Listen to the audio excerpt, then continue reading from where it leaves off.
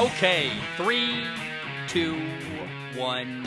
Oh my goodness. Good morning, good afternoon, whatever it is for you. I hope you're having a fantastic day. My name is Zach Schomler. This is Strong Opinion Sports, episode 445. Welcome in. Happy Thursday. Having a really just banging out episodes. Bam, bam, bam. Getting episode after episode done. Throat is still very sore. I don't know why. I don't know what's going on. Maybe just because I talk all the time, all day long. I have no idea. I really don't. But today's episode 445. Let's jump in. I want to talk about Wildcard weekend. There are 6 games this weekend to kick off the NFL playoffs. I want to make my predictions, tell you who I think will win each game. First, there are 2 games on Saturday, the Raiders at Cincinnati and the Patriots at Buffalo. Now, the Raiders have had a wild year. It's been kind of a magical run. They've overcome a lot of really hard stuff to deal with as a team. Unfortunately, because I like them. I got nothing but love for the Raiders and what they've done and the way they've overcome everything. Unfortunately, the magical run is going to come to an end on Saturday. I believe the Bengals will beat the Raiders. The Raiders' secondary is the main concern to me. I think Cincinnati's going to light them up. Joe Burrow, the starting quarterback in Cincinnati, who is very quickly becoming a top 5 quarterback in the NFL, he's going to have a big day. He's got Jamar Chase, T. Higgins, Tyler Boyd. It's going to be a fun matchup to watch. I guess really the Bengals defensive line against the Raiders offensive line. The Raiders D-line is good. I'm curious how the Raiders offensive line can handle them. But Cincinnati's going to win on Saturday. Game's on Saturday. And Jamar Chase, man, is going to have a really big day. Unless all the Bengals receivers get injured and something crazy happens, Cincinnati should win this game on Saturday. Number 2, the Patriots at Buffalo. This is my only pick from Wildcard weekend that you could maybe consider an upset. It's not an upset to me because the Bills and the Patriots are very evenly matched, in my opinion.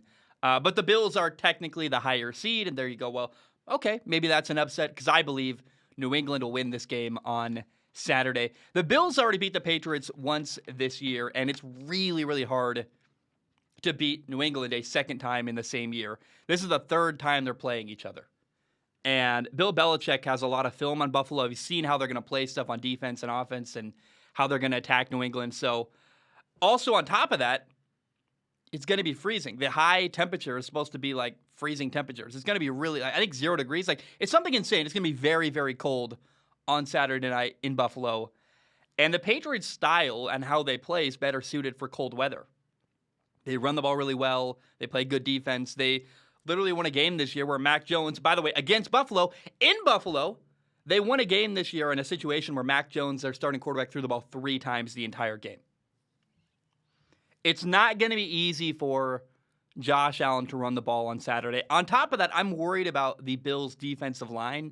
I think the Patriots are going to have a field day running the football. The Patriots will win. However, it's going to be an amazing game. This is a game I'm very, very excited for because it's a playoff game on a Saturday night in Buffalo. A crazy fan base that's wild and energetic and fun.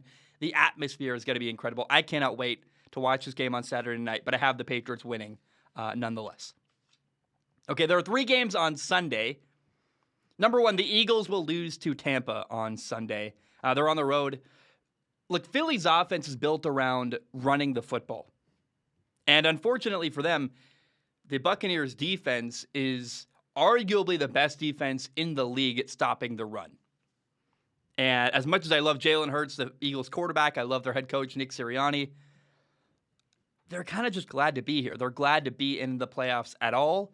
Whereas Tampa is a legit Super Bowl contender. This one feels like a mismatch.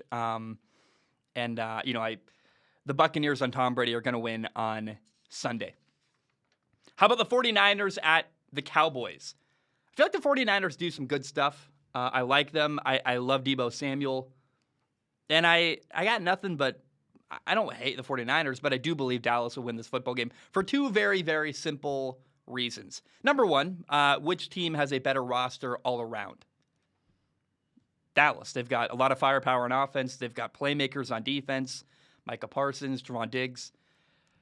Who's got a better quarterback, by the way? Also, Dallas, right? Dak Prescott or Jimmy Garoppolo? I'd take Dak Prescott any day. And so because they've got a better team with a better quarterback, I'm going to pick Dallas to win this football game. But I would like to see the 49ers do well.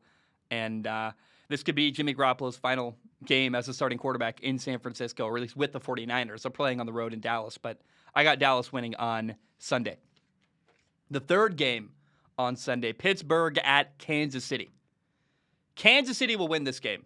And they're actually, man, they're such a complete football team. They're so different than they were to start the year. They've gotten better and better as the year went on. The defense is so good. And, man, I actually believe that this has been a very important year of growth for the starting quarterback in Kansas City, Patrick Mahomes. He's a star. He's a gunslinger. Everyone knows he's incredibly talented. But this year forced him to kind of develop a little bit and polish even farther than just a guy who can make crazy throws and do crazy stuff. Because he's become an even better decision maker. He's taking what the defense gives him. If there's nothing open vertically, he's finding his check down. He's finding stuff underneath. He had a 17-play drive last week against Denver. It blew my mind. I'm like, oh my gosh, I didn't realize he was capable of that. And he's just done that more and more as the year has gone on. And even though it's, Big Ben's final game for the Steelers, probably it's his last ride. We'll say it may not be his final game. I'm going to leave the door open for Pittsburgh to win the game. I don't want to be so, doom and gloom and definitive, but it's Big Ben's final ride with his team in Pittsburgh. And I wouldn't mind seeing magic happen. I'm not against Pittsburgh. I love their running back Najee Harris, but I believe Kansas City will win this game. And I think most people, even Steelers fans, would agree with me on that. How about Monday? A Monday night football playoff game. I want to say this right off the bat. This is a disadvantage. And I don't love this because you lose a day of preparation. Every other team plays on Saturday or Sunday, so they have 6 or even 7 days to prepare for their next game. When you play on Monday, you've got a very short week going into the next round of the playoffs. I don't like that. That's a weird thing I'm uncomfortable with. Now, the good news is I don't think either of these football teams has a real legitimate shot to win a Super Bowl. So, no harm, no foul, in my opinion. It's not like you're taking away an opportunity from a true top contender. And I really have no idea who's going to win this game. And I know I just dumped a lot of information people are very angry about. Let me explain. And I guess if I have to pick someone to win this football game, I'll go with the LA Rams because I think that what they have on defense is more defensive playmakers, guys who can force a turnover or make something happen. You got Aaron Donald, Jalen Ramsey, Von Miller. So even though I have no idea, I'll if you want me to pick a team, gun to my head, I'll pick the Rams. But the reality is I don't know who's going to win this football game. But here's a valuable prediction I can give you, something that has got some substance that is interesting to me. I want to predict how the game will go, maybe the flow of the game. Because both teams have really, really big problems, in my opinion. Arizona's problem is that they make a ton of mistakes in big moments, whether it's a bad snap or penalties or drop passes or running the wrong route or miscommunication against Green Bay in the end zone with A.J. Green, one of your top receivers. They have everything. You name it. The Arizona Cardinals find a way to make mistakes in key moments in football games, and they have all year. They got a lot of talent, but they get in their own way. That's also how you could describe the Rams starting quarterback, Matthew Stafford. A lot of talent, but he gets in his own way.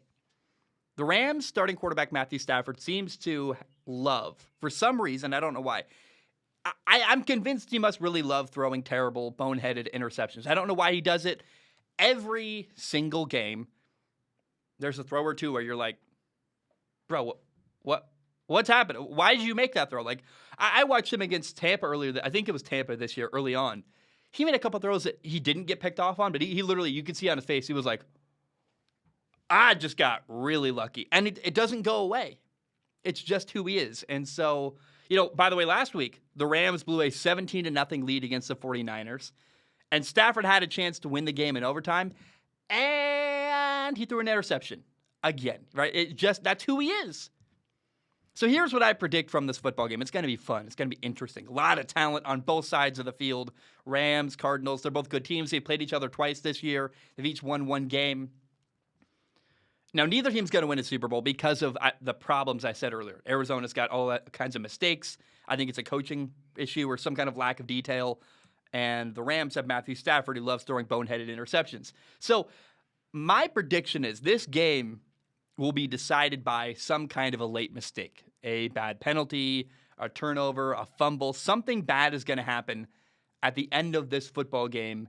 And it's going to be a deciding factor. This game will not have a clean ending where you're like, oh my gosh, the hero, Matthew Stafford throws a game-winning touchdown. I don't think that's going to happen. I think what's going to happen here is the game will be decided by some kind of an ugly mistake at the end. And that is my prediction for the Cardinals and the Rams. Enjoy it, man. It's going to be an amazing, amazing weekend of football. I cannot wait.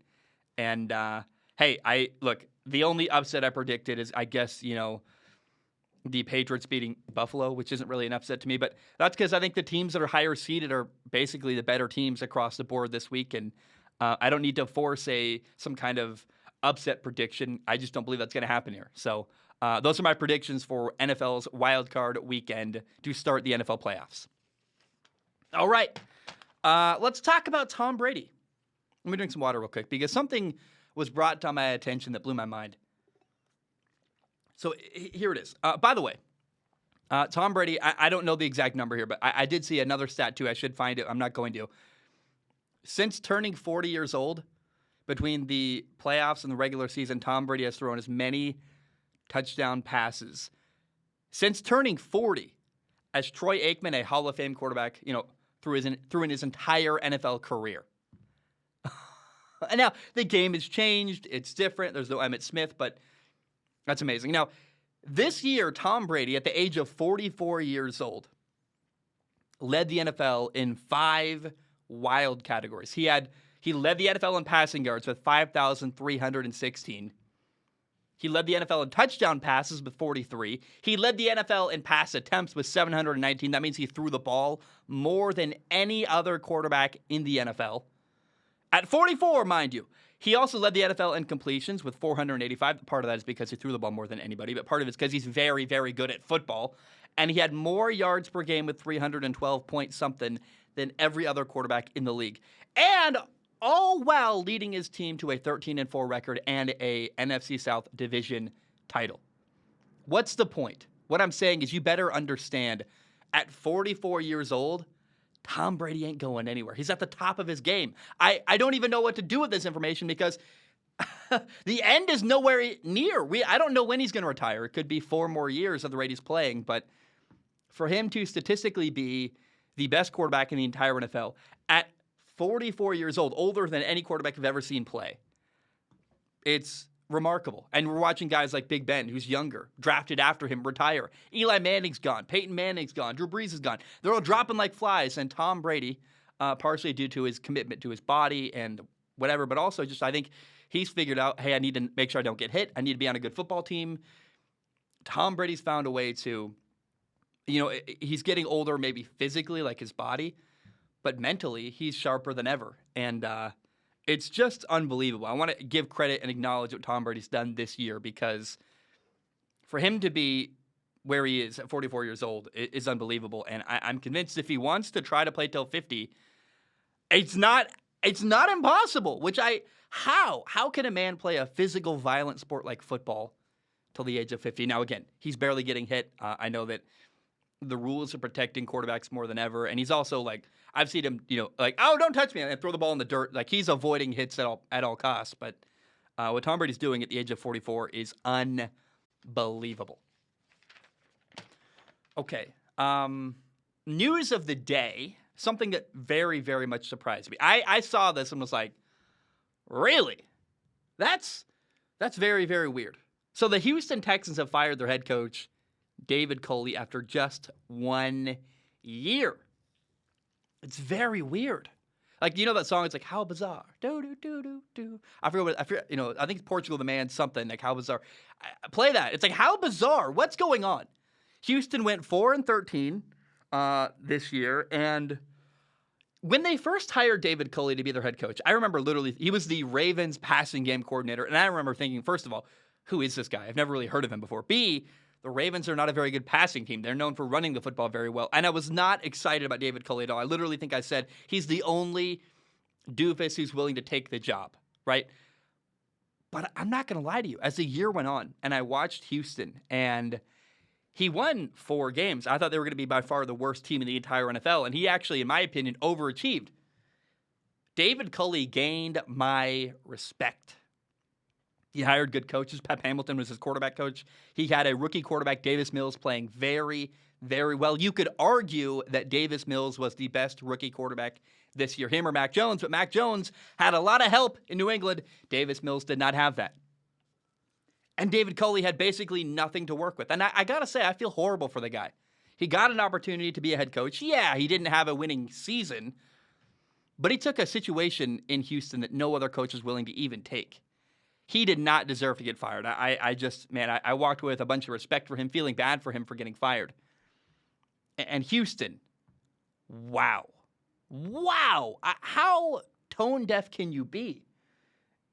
Does anybody remember the narratives from last offseason? All anybody was saying was that the culture in Houston, it's the worst in the entire league.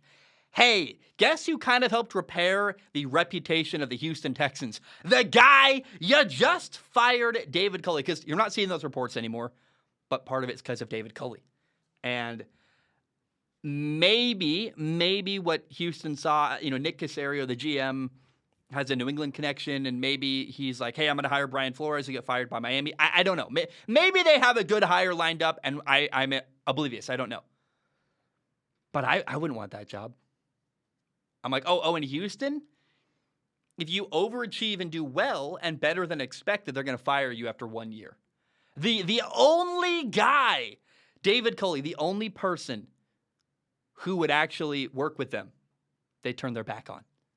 Okay, yeah, I don't trust ownership at all forever in Houston. I already hated the ownership and hated the management. Now I'm like, it's worse than I even thought. Now, they do have some good stuff to work with. Maybe, arguably, in Houston, they have Davis Mills, this young quarterback who, again, arguably the best rookie quarterback last year. They have Deshaun Watson's right. So maybe if the legal stuff figures itself out, maybe you can trade Deshaun Watson for some good draft picks that can be leveraged into a way to, build around Davis Mills. I don't know. But this is a weird move. Where's that Portugal the Man song? How bizarre. Do, how bizarre. I don't get it, man. I really don't understand. And even weirder, and this is why I think it might be that, hey, they saw that Brian Flores got hired. Nick Caserio, the GM in Houston, has a connection. He's like, hey, maybe I can hire Brian Flores, although I don't know why Brian Flores would go somewhere without a star quarterback because that appeared to be his problem before.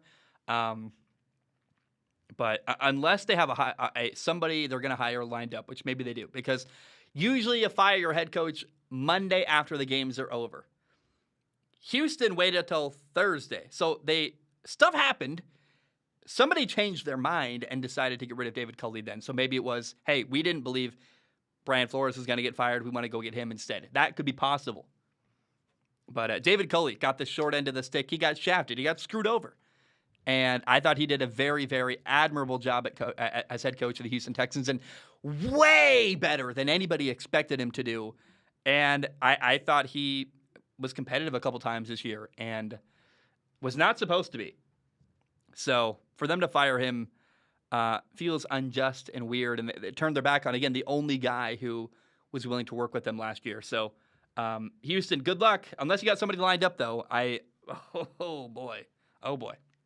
We'll see what happens in Houston, but I'm not excited for them or their future, unless, of course, they make a shocking hire and hire somebody really good. Maybe they hire Brian Flores. Maybe they hire Eric Bieniemy. Maybe Deshaun Watson gets cleared. I have no idea what's going to happen, but there's a lot up in the air. I don't trust ownership, and I'm not going to bet on the Deshaun Watson situation working out well. So if I'm a potential coach of the Houston Texans, I'm like, I guarantee you there's a lot of better opportunities elsewhere around the league with, by the way, a team that has more talent, a team that has a ownership that you can trust. It's not like the Houston Texans are loaded with a bunch of really good talent either. So I don't know, man. I can't imagine that's a very, very attractive job, but we'll see what happens. I'm not hating the Houston Texans, but maybe I am a little bit. They screwed over a guy I really gained respect for, David Culley, and that felt wrong to me. All right, let me drink some water real quick. Let me drink some tea, actually. I got ginger tea today. No more throat coat. I actually just ran out. Yeah, I wish I could tell you, like, I just ran out of throat coat.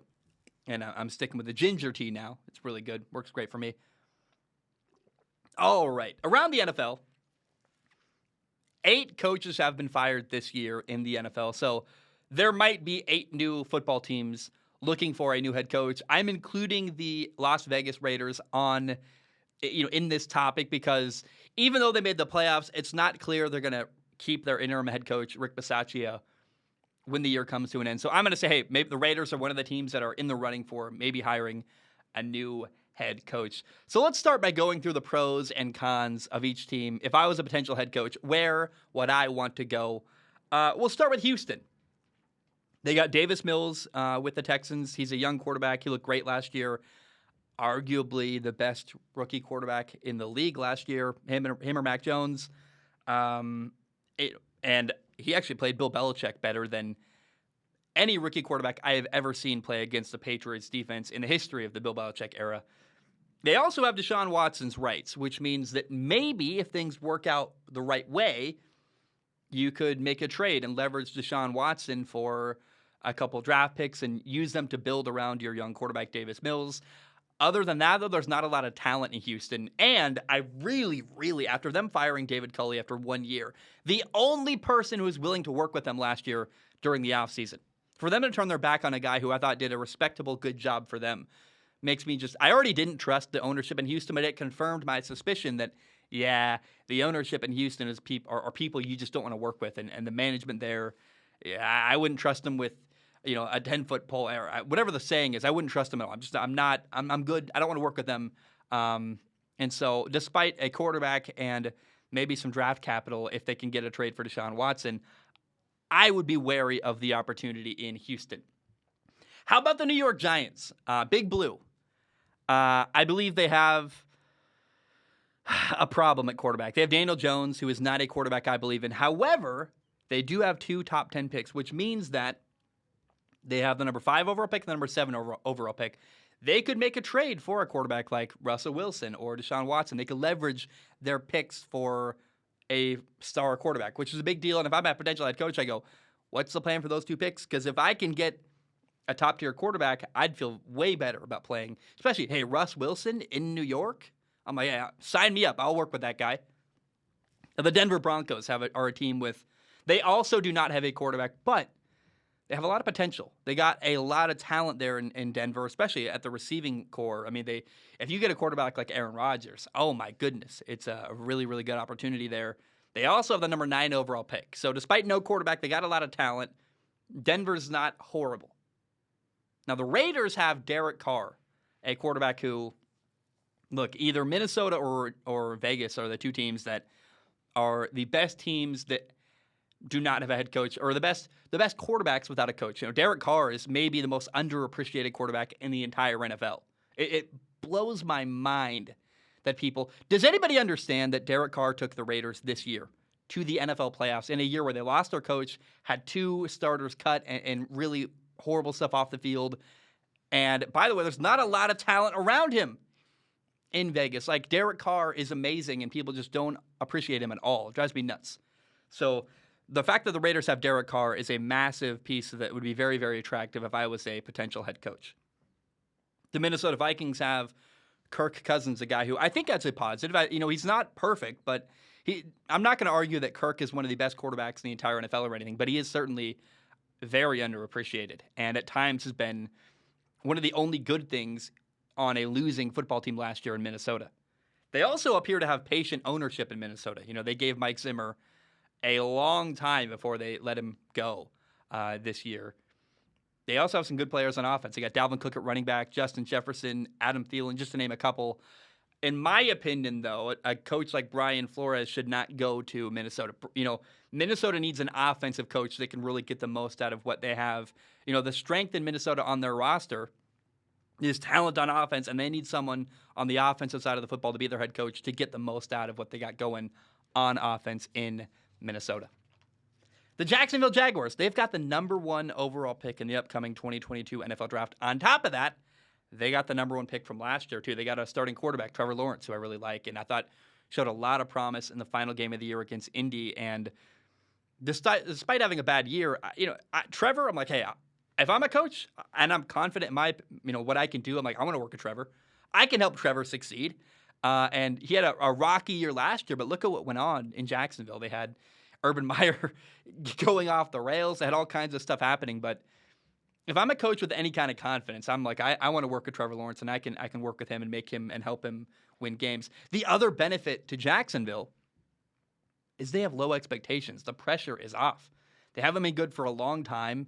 It's a fan base that just wants something positive, and you're coming off of Urban Meyer. Like, I would compare this to, if you're Jordan Love, the backup quarterback of the Green Bay Packers, you got to follow up Aaron Rodgers. Do you understand how difficult it is to go after someone who's amazing? I did stand-up comedy a couple weeks ago, and thankfully, I went on stage after a bunch of people had bombed. And I'm like, I know I can go on and I can make this crowd laugh. They're hungry to laugh. The expectations are very, very low. It's the same with Jacksonville. Urban Meyer was a train wreck. All you got to do is be better than Urban Meyer. And you got some good young talent. You got Trevor Lawrence. You got a number one overall pick upcoming. Jacksonville would be a very, very attractive opportunity if I was a potential head coach. How about the Chicago Bears? They've got a young quarterback, Justin Fields, who is a guy that has a lot of talent. They've got some good players, too. Khalil Mack is the one that comes to mind immediately. However, they do not have a first-round pick in Chicago, and they have a fan base that is rough. They are, oh, man, I would be wary of working with them.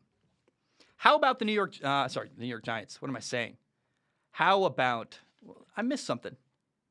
No, I didn't. We'll move on. How about the Miami Dolphins?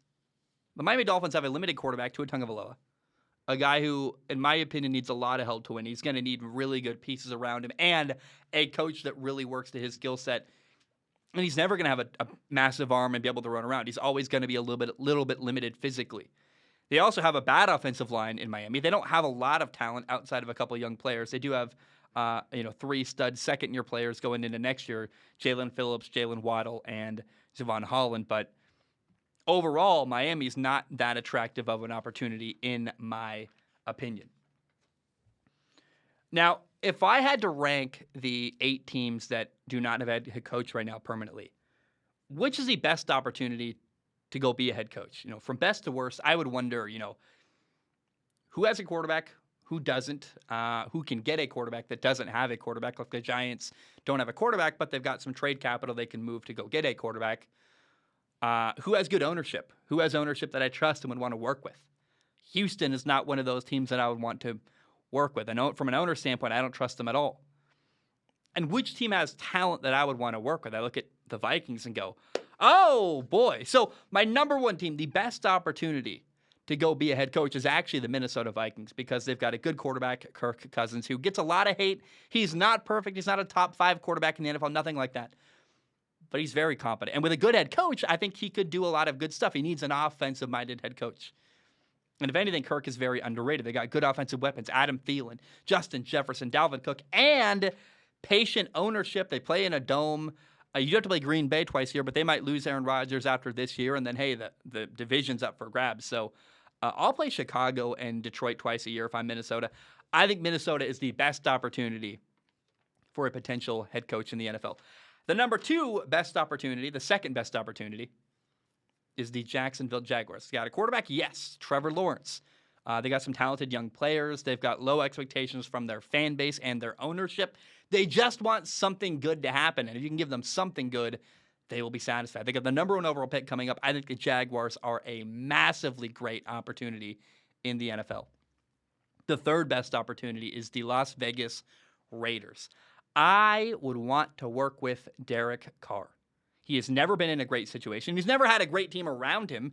He just made the playoffs this year in a year where they lost their head coach and a couple players during the season. He is so much better than people realize, and I would want to give him a good team for him to play on.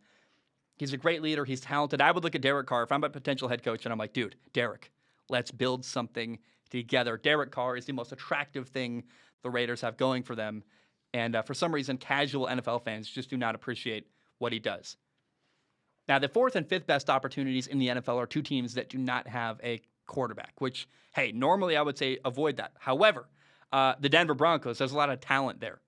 They do have the number 9 overall pick, so they could draft a quarterback. Maybe they trade for Aaron Rodgers, but all they need in Denver is a quarterback. They've got a lot of really good players in Denver. The GM called them a sleeping giant, and I tend to agree with them. They just need to figure out the quarterback position, and if they're a quarterback away from winning, You got the number 9 overall pick. You got maybe a trade opportunity for Aaron Rodgers. Who knows? If Aaron really wants out and wants to win, I'm like, Aaron, hey, come play and come pull a Peyton Manning, come work with me. I think Denver's a really good opportunity. They got to figure out the quarterback, and they got to, I think, hire an offensive-minded head coach. Number 5, the New York Giants are the 5th best opportunity to be a head coach in the NFL. They do not have a quarterback. They don't have a ton of talent. They're not hopeless, but they're not great by any means. But they've got 2 top 10 picks, which means that, in my opinion, they can very easily go from a team that does not have a quarterback to a team that, you can leverage those, the number 5, the number 7 overall pick to get a quarterback like Russ Wilson or Deshaun Watson. And a lot of people, I said I wouldn't want to coach in Chicago. The fan base there is rough. I actually would really like to coach in New York. I think their fan base there's a lot of passion. There is some anger there. They're not going to be easy on you. They're very demanding. But I actually really love the Giants fan base. I would love to work in New York. If I ever had to do local radio, sign me up. I'll do New York. I'll take the passion. I'll take the anger because they just want to win. And if you're a head coach doing your best and if you take accountability, and I don't know, man, I would not be afraid of Giants fans. I think they are a fan base that has passion, which is not a bad thing. And I would, rather than hide away from them and say, instead of looking at your fan base as something that is against you, the thing is, if you give them what they want, if you win and you're working hard, they're also ride or die. Like, Giants fans are very loyal. And I don't know. I see the passion in a fan base that really wants to win, and I would not be deterred by the fan base in New York at all. In fact, if anything, I'd be encouraged and say, yeah, I'm up for the challenge, and I want to be a part of that, what's going on in New York. Number 6, the Houston Texans. Davis Mills, arguably, I've said it multiple times in this topic, arguably the best quarterback that was a rookie last year. Him or Mac Jones. Mac Jones probably had better numbers, but Mac Jones had a playoff roster around him. Davis Mills had arguably the worst roster in the NFL. Davis Mills played Bill Belichick's defense better than any rookie quarterback I've ever seen. That includes Justin Herbert. That includes all kinds of quarterbacks. It's amazing what he did. And on top of having a starting quarterback, Davis Mills, who I think is a franchise quarterback, you also might be able to trade Deshaun Watson for some draft picks where you could potentially, like if you trade Deshaun Watson to New York and get the number 5 and number 7 overall pick, you can continue to build around Davis Mills, your young quarterback. What's the big problem in Houston, though? I said it over and over again.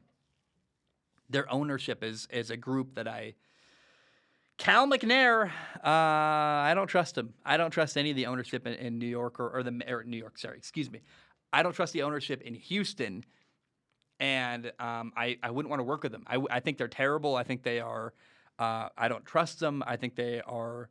They fired David Culley, a coach who did a respectable job for them after 1 year when he was the only person who was in their corner willing to work with them.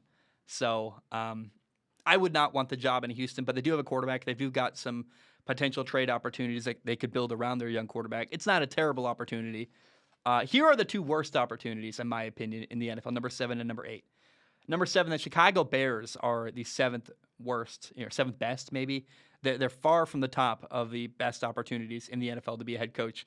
You do have Justin Fields, the Bears' young quarterback, however. Justin Fields or Davis Mills? Who played better last year? Davis Mills was a better quarterback all around than Justin Fields was last year.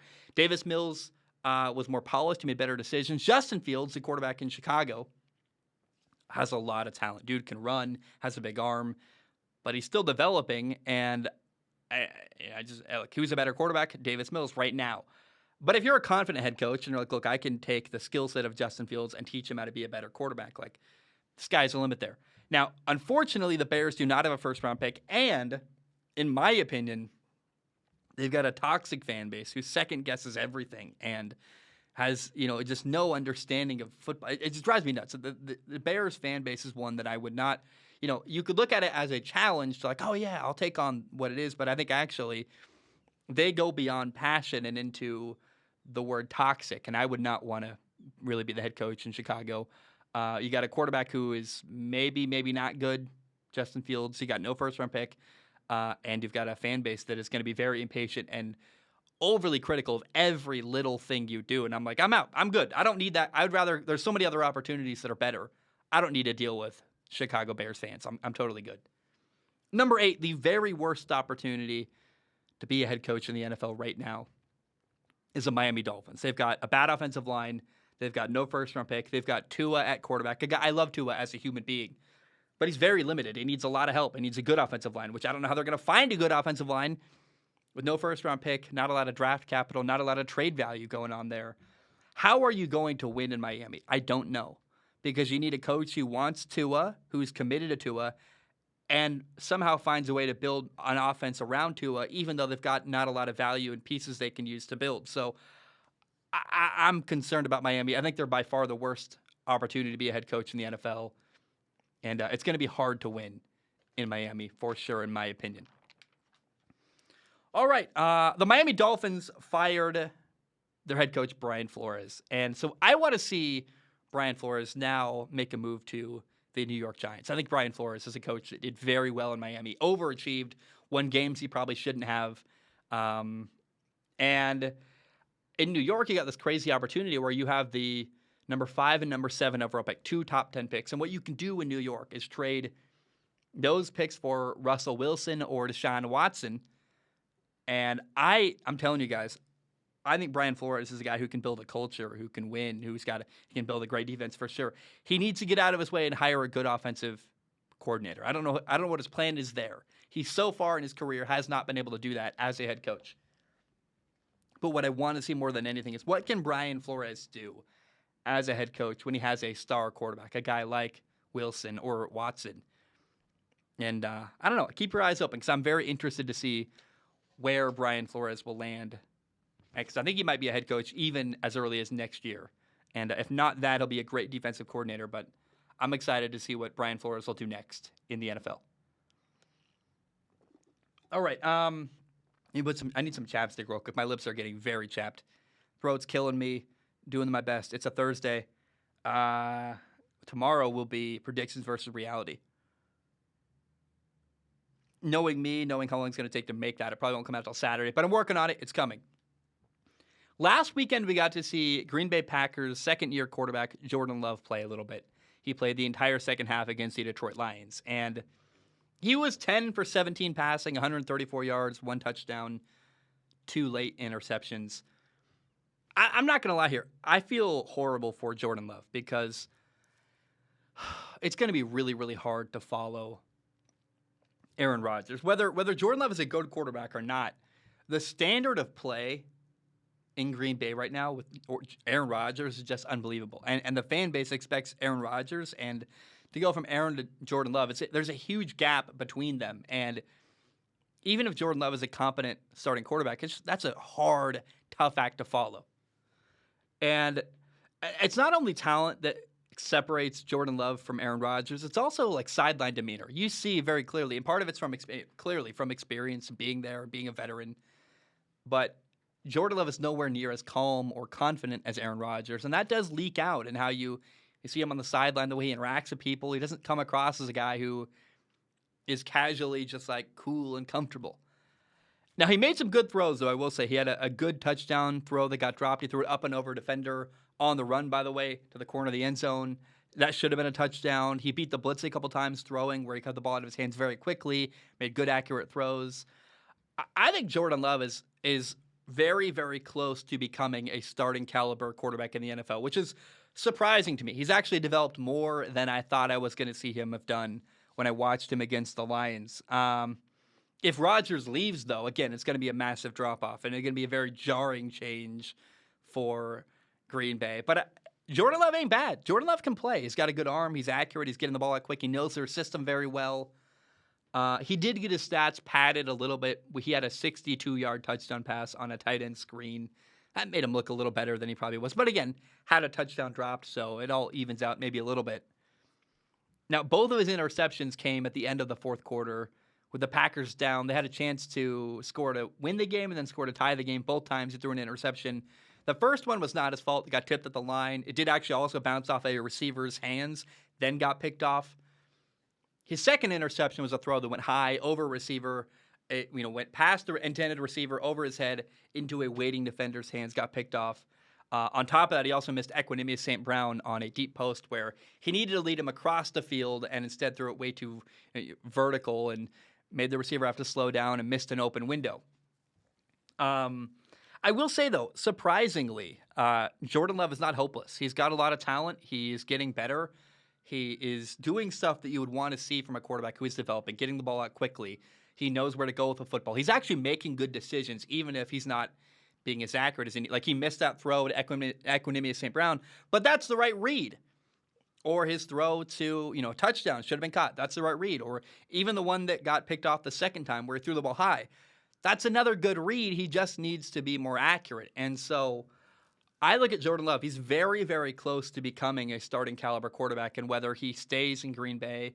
If Aaron wants to stay in Green Bay, I think they'd keep him, but you could trade Jordan Love to, say, the Denver Broncos for the number 9 overall pick, and that's not a terrible situation for either of them. So Jordan Love is becoming a really, really interesting, either a trade piece or potential franchise quarterback in Green Bay. Not perfect, but he's also a guy who's barely played at all. And for a guy who hasn't played very much, he looks like a guy who could become a starting quarterback in Green Bay.